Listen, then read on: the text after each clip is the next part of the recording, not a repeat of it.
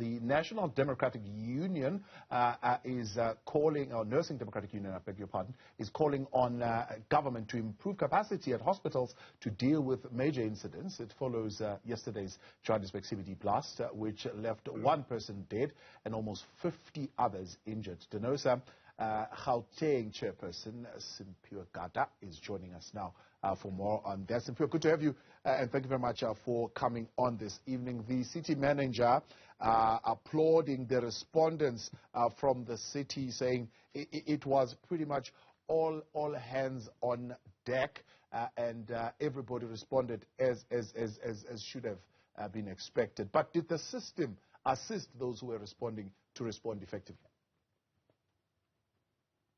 Well, evening, Tawin, evening to the viewers, and let me take this opportunity first and, applaud and take my hat off to all the, workers who continue to carry this country in times of disasters, all the emergency service workers, our doctors, nurses, firefighters, everybody, the disaster response teams that always respond in times of need. To answer your question, yes, the system was able to respond to the challenge that we experienced. However, why we are calling on the government, to beef up its preparedness for any disasters that may happen, I think you'll pick up that from last year, we've been experiencing disasters apart from COVID-19, because that in itself was a disaster. But we seem to be picking up this trend in Gauteng that we've been getting a lot of disasters.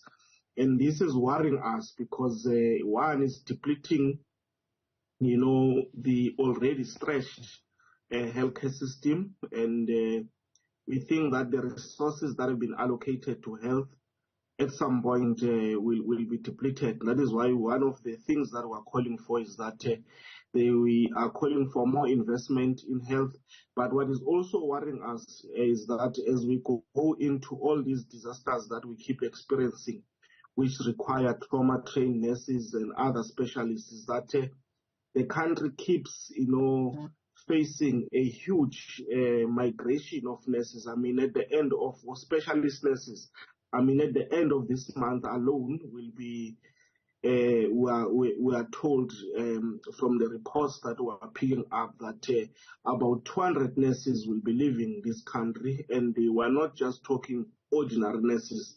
These are specialized nurses, some trauma-trained, some are advanced midwives and so forth. And this is worrying us as far as when we face other disasters as we move into the future. That is why we are saying that. While they understand the question of shortages, but are we spoiled for choice, in terms of where to go to get trauma assistance? I mean, we are speaking now only 50 people, but if this disaster was more than 50 people, if this disaster was 500, 1,000 people that would have been affected, do we know where we would take them?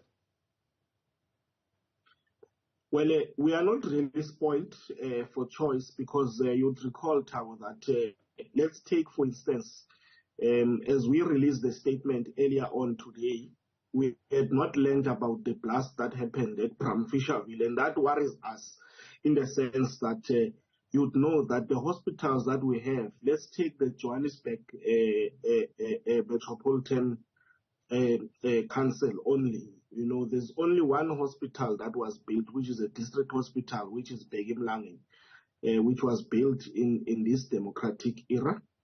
The other hospitals are hospitals that were inherited from the apartheid government.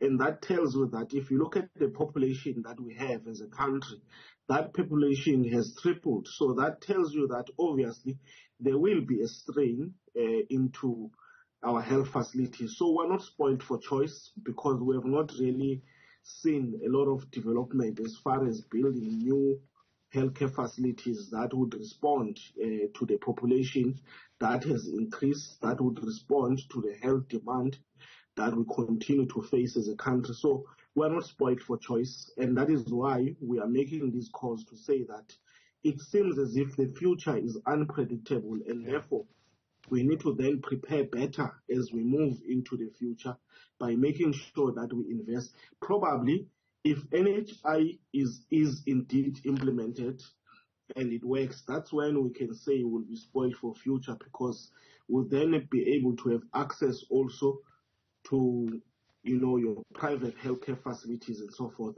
but also through the public-private partnerships. That's where we can be able to increase, the pool for us to be able to be spoiled for choice. But as things stand, we are not spoiled for choice, and that is why we are saying that. In fact, even more worrying is that you're saying, should this have been worse than it actually turned out to be, we would find ourselves in a disastrous situation, unable to effectively respond. Well, I think that drawing lessons also from the COVID pandemic that we faced, it tells you that we're battling for beds. We're still today trying to address challenges, the after effects of COVID.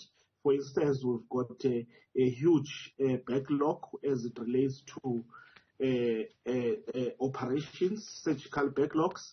So that tells you the extent to which we're having challenges as far as health is concerned. Yeah. However, much as there's a response to that, but what we will be comfortable with as an organization is that we should be able to be better prepared. We should be able to use the experience that we got from managing the pandemic called COVID to say that we must plan better. In fact, we've been saying that the more advanced countries are already preparing for the future, and that future is that if any pandemic were to hit them, it must find them prepared. That is why we are saying we are concerned about the 200 nurses who are nurse specialists who are leaving this country after having been trained in this country. And that's why we want to also take this opportunity and call on our government to do better as far as the retention of healthcare specialists is concerned. Because if we were to face more disasters, our health system will be caught wanting as far as human resources is concerned. That is the provincial chairperson of the Democratic Nursing Organization of South Africa, Denosa Simphiwe Gada. Appreciate your time.